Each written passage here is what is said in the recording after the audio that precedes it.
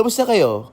Ngayon, samahan nyo kami gumawa ng amateur video commercial. Uy, kwento ko lang. May favor na hiningi kasi sa akin ng kaibigan kong si Mumay. Mag-shoot daw kami ng reels para sa e-bike business nila na ipopost naman nila sa official Facebook page ng Basta E-Bike. Sabi ko, di naman ako pro ha. Pero sabi niya, okay lang yan, tara na. Yung physical store nga pala nila ay nasa Pandi, Bulacan pa. Medyo malayo, kaya sabi niya sa warehouse na lang namin i-shoot. So ayun, nag-breakfast muna kami sa bahay nila sa Malolos, nag-brainstorm ng script at sinimula namin kaagad ang shooting.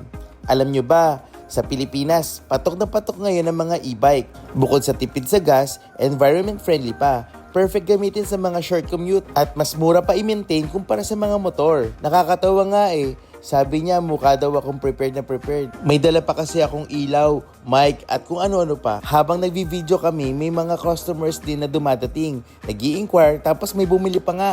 Talagang bumebenta ang ate nyo habang nagsushoot kami. Masaya lang talaga kami habang ginagawa to. Kaya abangan nyo ang kalalabasan. Ipopost ko sa comment section. Huwag na kayong masyado mag-expect ha, bonding time lang to with a friend. Tapos habang nasa kalagitnaan kami ng shoot, umulan pa, pero tuloy pa rin kami, laban lang. Inabot kami ng halos 5 oras bago matapos, then nag-pack up na. Pero kahit simpleng effort, malaking bagay na para ipakita na importante siya. Ipopost ko na rin yung actual Reels video, abangan nyo. Uy, Mare, alam mo ba ang latest chika ngayon? Si Basti E-Bike. Hindi lang yan basta e-bike. Basta e-bike yung best! For only 3,000 pesos, maaari mo nang mauwi ang e-bike na to. 4 wheels yan ha.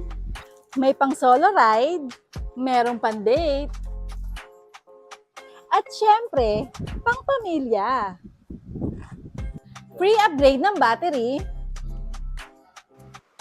May after sales din tayo, kaya di ka pababayaan. Spare parts? Meron! Gusto mo ng COD? Go!